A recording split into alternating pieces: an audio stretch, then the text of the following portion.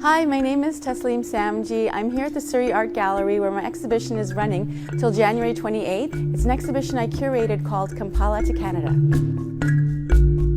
In 1972, 80,000 Ugandan Asians were asked to leave Uganda. They had 90 days to leave. The dictator Idi Amin decided that he didn't want Asians in his country anymore, and so there was a scramble because many of the countries didn't want to welcome Asians into their countries, so very similar to what we have in terms of context today. And Canada opened its doors, allowing a significant portion of non-European refugees into the country. They actually ended up just allowing as many as possible because it became a humanitarian crisis. Confronted with really a lot of uncertainty, a lot of trauma. They weren't safe staying in Uganda, and Canada opened its doors.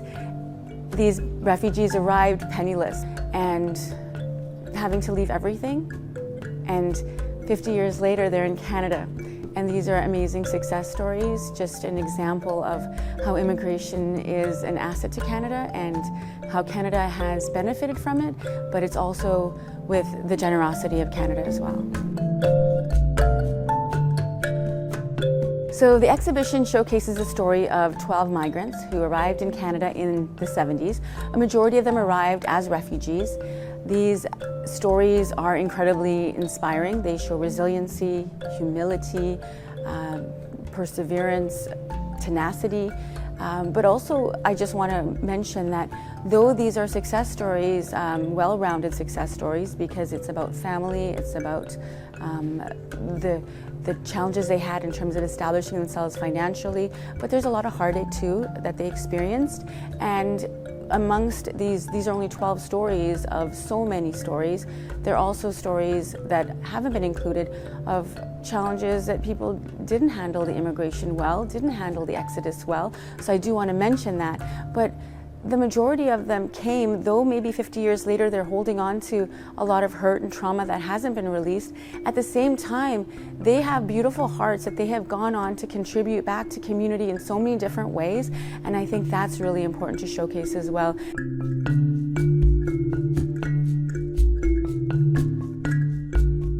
Some of the artwork in the exhibition showcases the stories of Ugandan Asians who are artists, who also came as a result of the exile.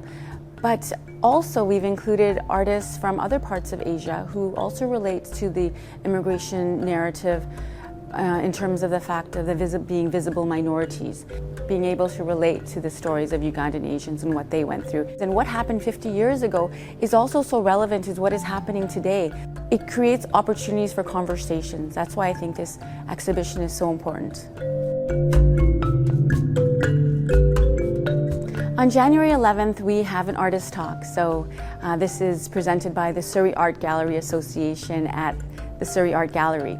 And I believe it begins at 7:15 p.m. in the evening. We have a panel discussion as part of the programming. We will have a migrant who is presented in the exhibition as one of his stories, as one of the stories. And then we also have an artist as well, who is Ugandan Asian, who came as a result of the exodus. And what's going to be amazing is that though we've shared a snippet of their story in the exhibition, we're going to be able to dive deep and talk a little bit more about their experiences and how sharing their stories has impacted them moving forward from this exhibition in terms of the validation it gives what they've gone through, what their families have gone through, and reflection of how that's changed them.